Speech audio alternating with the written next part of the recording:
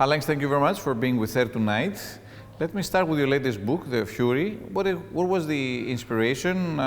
It's set on a small Greek island. Do you want to share with us your inspiration for the story? Sure. First of all, thank you very much for having me on the program. I apologize for speaking English. I just express myself better in English, even though I also speak Greek. So The Fury is about an American film star who invites her best friends to spend Easter with her on her private Greek island. And then they get trapped there because of the wind. And I suppose the inspiration came to me, about many, many years ago when I was 20 and I was on Mykonos. And I got stuck there because the wind was so bad that no boats could leave or arrive. And I thought that was a great way to keep people somewhere. Yeah. You were born and raised in Cyprus. Yeah. You have a strong connection to Greece.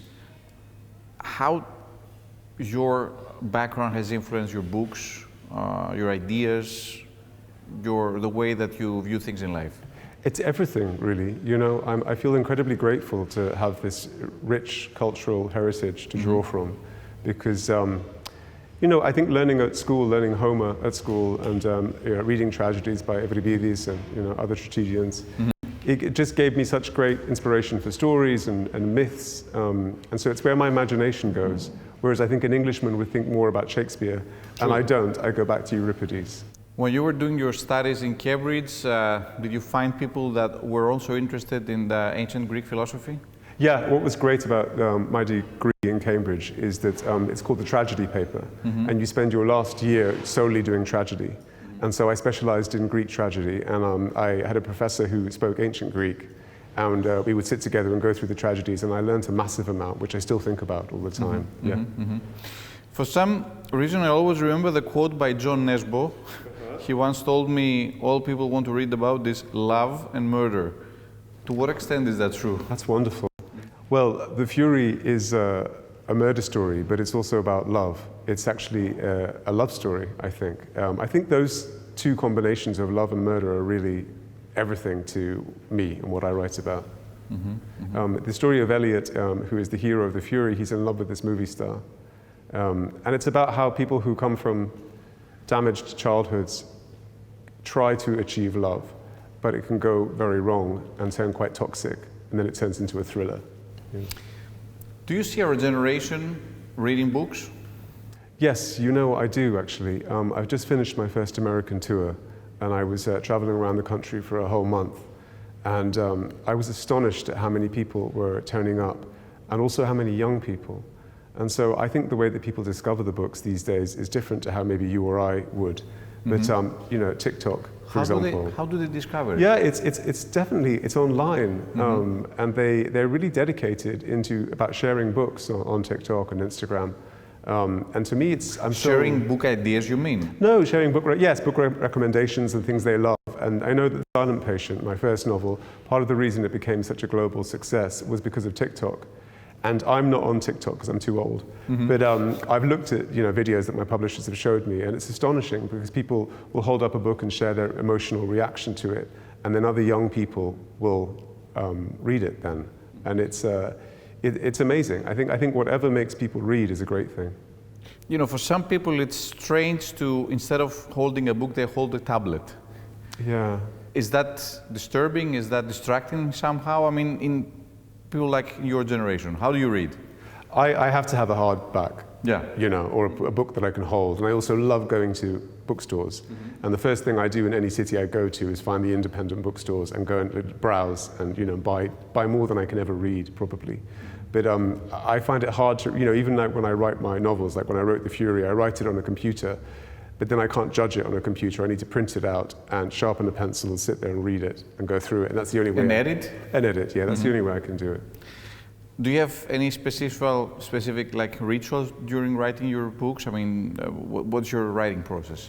I turn into a hermit, actually. I wrote The Fury in Cyprus, and it was wonderful because it was set on a Greek island.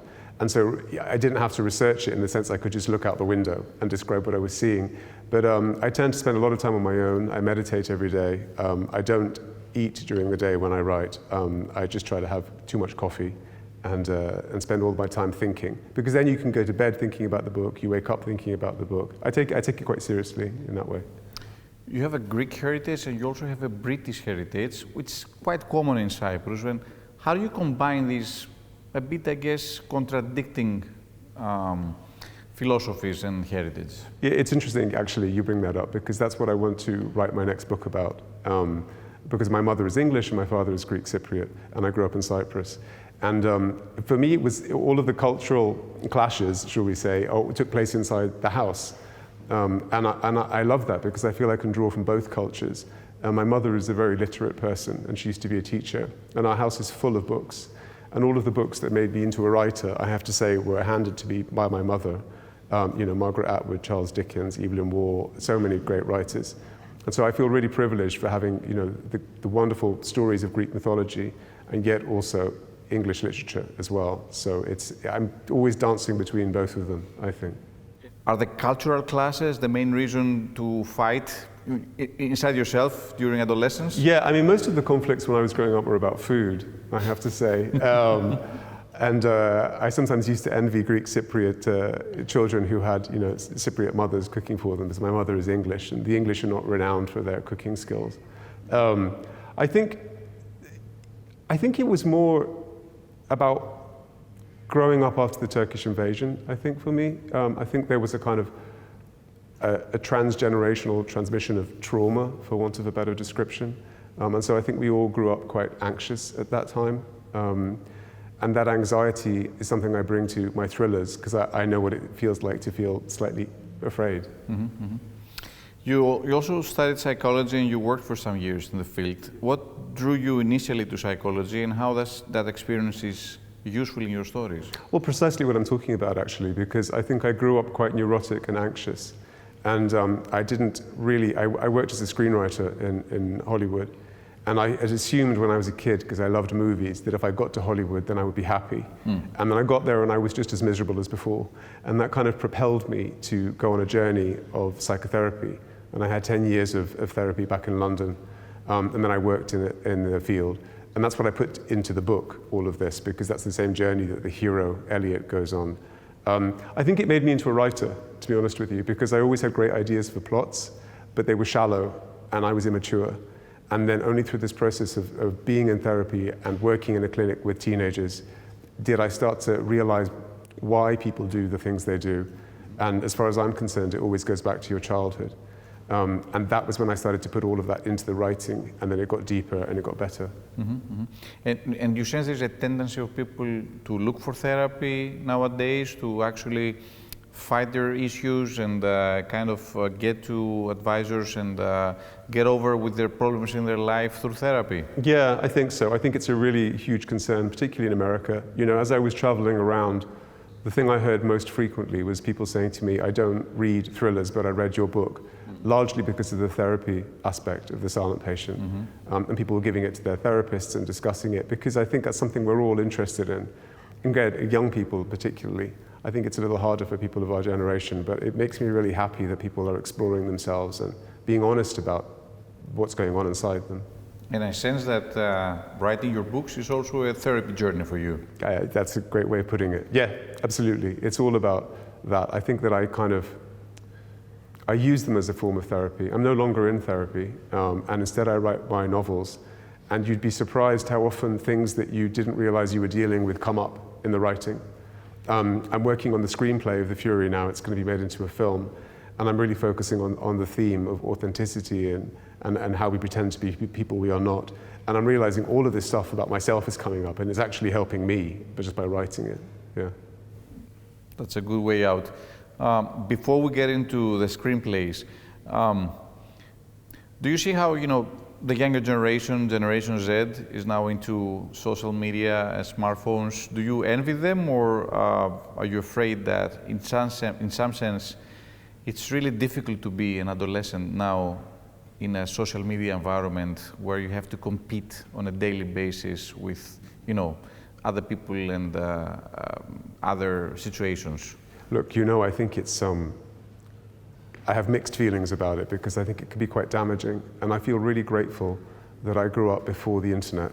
Yeah. And before the smartphone, because I had nothing to do in the long summers in Cyprus apart from read, and I was forced to read because I had nothing else to do. And I think that if I had had a phone, I wouldn't have read.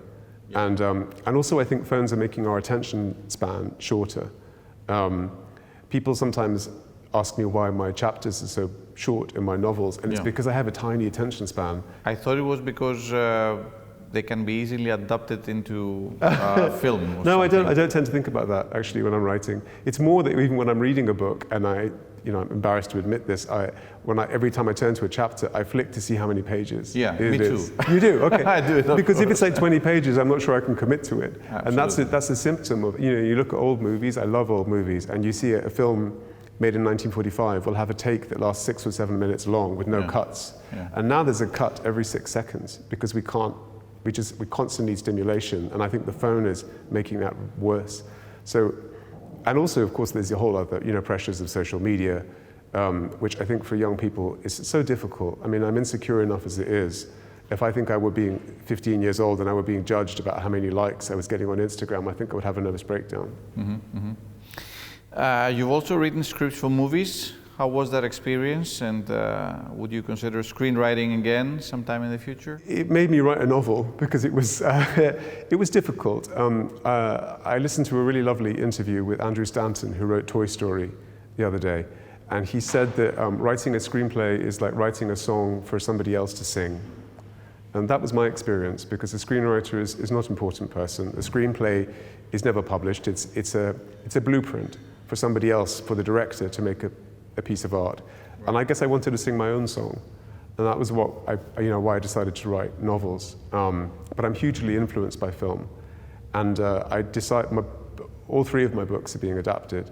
And I decided not to be involved in the first 2 because I thought that I was probably a better writer than a screenwriter.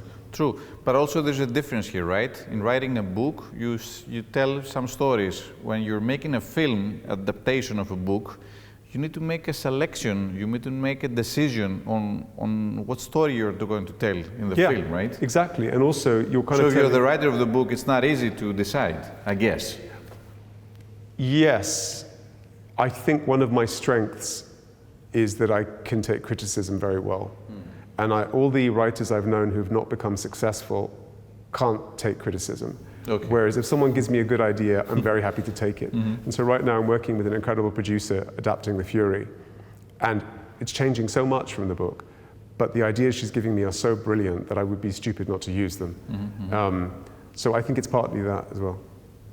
You've said in previous interviews that Agatha Christie was also a source of inspiration for you.